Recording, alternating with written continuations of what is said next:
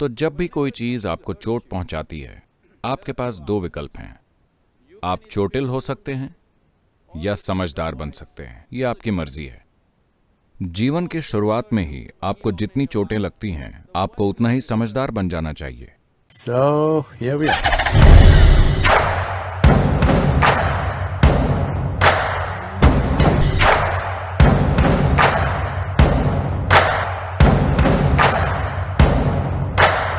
सदगुरु, जब कुछ युवाओं के सामने समस्याएं या मुश्किलें आती हैं, जैसे असफलता, ब्रेकअप, नुकसान वगैरह, तो कुछ लोग समस्याओं को सुलझाने और हल खोजने के बजाय ड्रग्स या शराब का सहारा ले लेते हैं।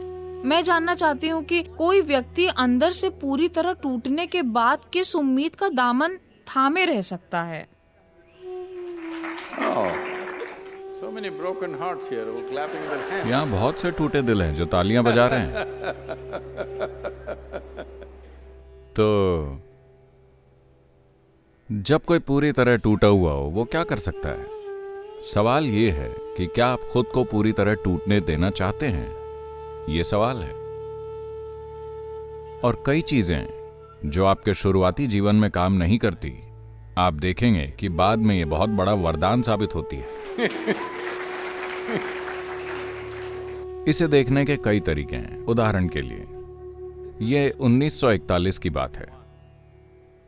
उस समय नाजी आंदोलन जर्मनी और यूरोप के कुछ हिस्सों में बढ़ रहा था। एक दिन ऑस्ट्रिया में जर्मन सैनिकों का एक समूह घरों में घुस गया।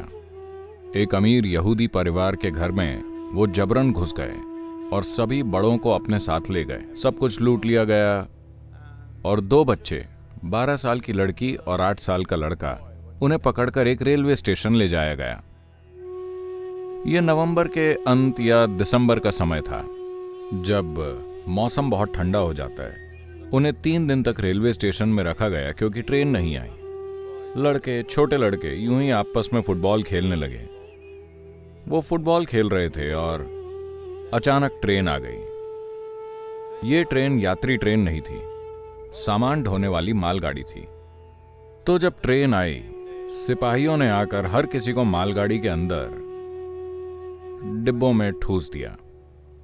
हर कोई अंदर चला गया। वो छोटा लड़का और लड़की भी अंदर गए, मगर लड़का अपने जूते पहनना भूल गया। उसके जूते बाहर थे और उसे डिब्बे में धकेल दिया गया। वो बिना जूतों के आया। उसकी बहन, 12 साल की लड़की ने अपने छोटे भाई को जूतों के बगैर देखा और वो गुस्से से पागल हो गई। उसने भाई के कान मरोड़े, उसके कान खींचे, उसे बुरी तरह डांटा और चांटा लगाया। वो बोली, बेवकूफ, हम पहले ही मुसीबत में हैं और तुम अपने जूते छोड़ आए। क्योंकि जर्मनी की सर्दियों में जूते ना हो तो पैर गंवाने पड़ सकते हैं। इसलिए वो गुस्से में थी। अगले स्टेशन पर लड़कों और लड़कियों को अलग कर दिया गया।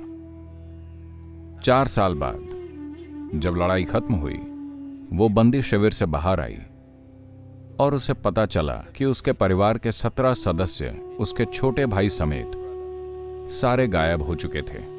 कोई रिकॉर्ड नहीं, कोई अता पता नहीं, वो बस गायब हो गए। उस समय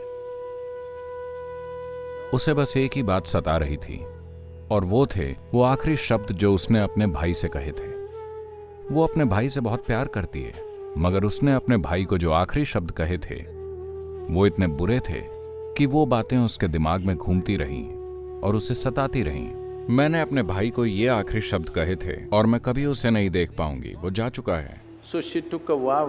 तो उसने एक शपथ ली, अगर मैं अपने जीवन में किसी से भी बात करूंगी, मैं ऐसी बात करूंगी कि अगर ये मेरे आखिरी शब्द हों तो मुझे कभी पछताना ना पड़े।